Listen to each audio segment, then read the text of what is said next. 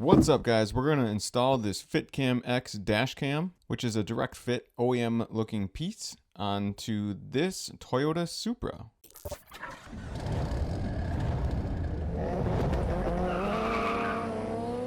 As I mentioned, this is the Fitcamx Dashcam. This was provided to me for free, so telling you that right up front. And we're just going to start with a regular unboxing, show you how it comes. Again, the nicest part about this is it's kind of discreet, hidden.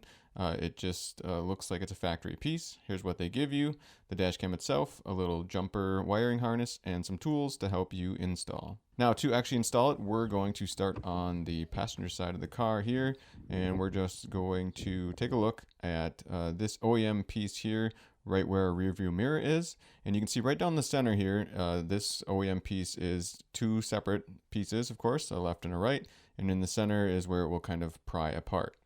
So the first thing we're going to do to take off our old piece is I'm going to move the mirror down, out, and out of the way. I shouldn't say out, but I'm going to get it out of our way a little bit so we get a little more room to work with. You'll have to readjust it when you're all done with this job. And then I utilized two screwdrivers here, or at least a screwdriver, and then the plastic tool that they provided.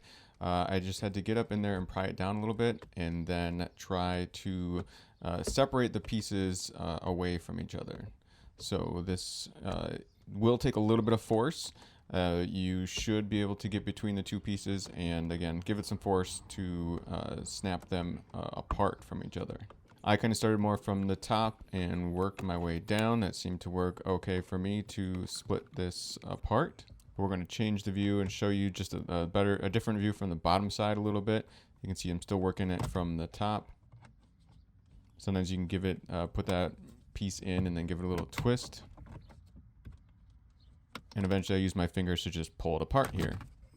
And now you can kind of see a little bit of how the two pieces go together. And of course, this is what our new one's going to do as well, except it's got a dash cam inside.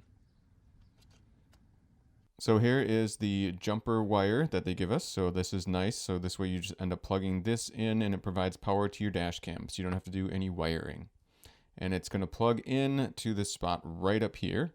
And you can see where that red plug-in is, that most top one here. That's what we need to unplug to get this jumper harness in. Now, I will say this was kind of a pain. It's tough to get to. And from what I could tell, there's not a squeeze. There's not a place to like squeeze this and release it. So as you can see, what I did here is I used a screwdriver on one side, my finger on the other side. And it took me a little while to kind of get it out. So I'm just going to say, have some patience. What worked for me was basically having pressure on both sides of this wire. Again, it's just a tight squeeze. And then I worked it back and forth. You might be able to utilize something like pliers a little bit to get a little bit of grip on there. You just want to be careful not to squeeze it too tight to, of course, like break the plug-in. But for me, again, what worked was to just kind of consistently wiggle it back and forth and pull back towards me to try and pull it free. And again, I showed you a couple failed attempts just so you know that it's not going to be the easiest thing in the world. It's not super easy to pull it out. Sometimes some of the stuff you think is going to be really easy isn't, and that's kind of why I do these videos. So you know you're not alone and hopefully know what to do to make it work. But here you can see I got it out, and now you can take a closer look at this plug-in and see what it looks like. Again, I don't really see any other way to press it to make it easier to come out. But if you do, let me know, or let everyone know in the comments section down below. So just a little better shot, as you can see this jumper harness that we got with the kit that we're going to plug in. I'm showing you the first attempt actually at doing this where I plugged it in. And again, it pushed in hard as well. And I felt like it should snap in, but it didn't. So I was like, okay, maybe that's all the further it goes in. But then I went ahead and plugged the other end in to where we removed this initial one. And when I plugged this one in, I could hear it snap in place. So that kind of let me know that, hey, I need to go recheck the other side. So you're going to hear this one snap in. So then I took a second look at this other plug-in. I unplugged it and then gave it extra force here, and then it finally snapped in place.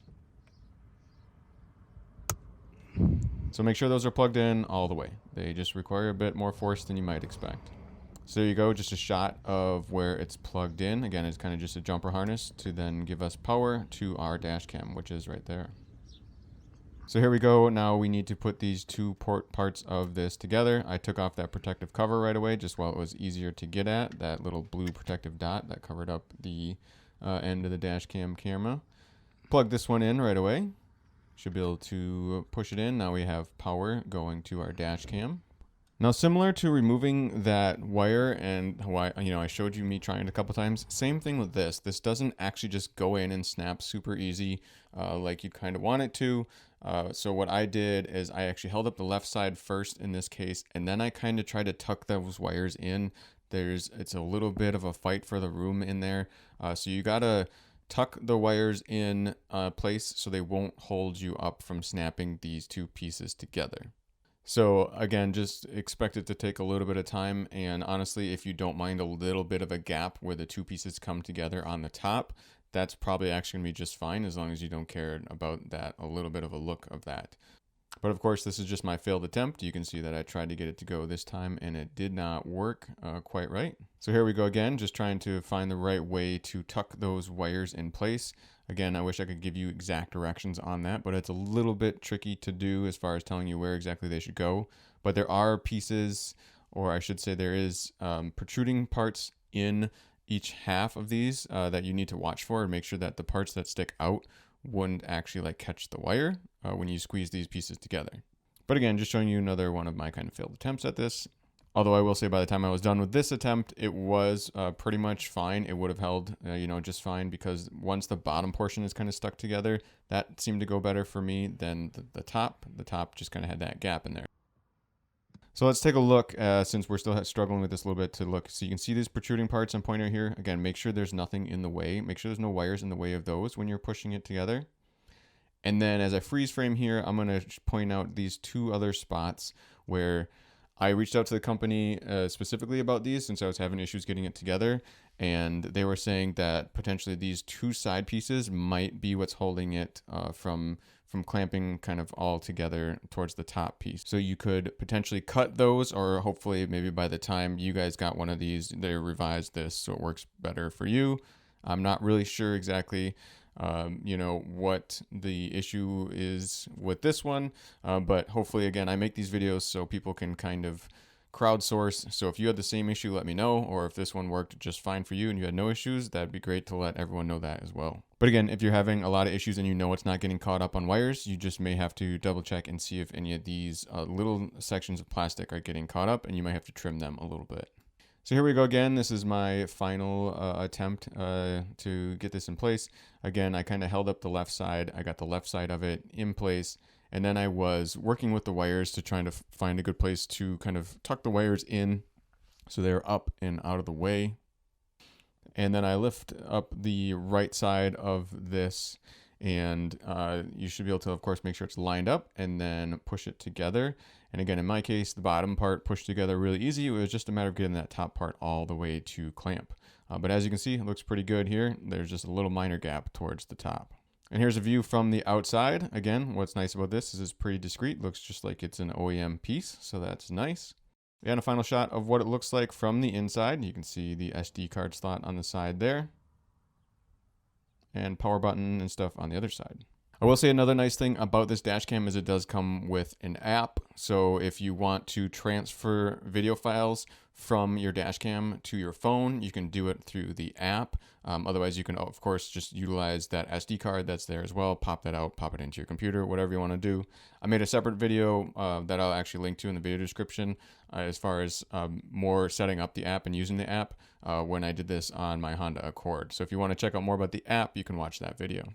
But otherwise, that's about all I got for this video, guys. But as always, I'm just a guy on YouTube who likes to document what he does. And of course, in this case too, if there's anything I did wrong or you think I could have did better, please let me know. If you have any personal experience with this dash cam, of course, comment about that as well, so everyone can get a feel for if this product might be right for them.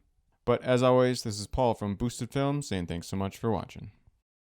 I just want to say that domestic violence is never okay. If you or someone you know is experiencing issues with a partner and doesn't feel safe, please visit the website thehotline.org or call 1-800-799-SAFE.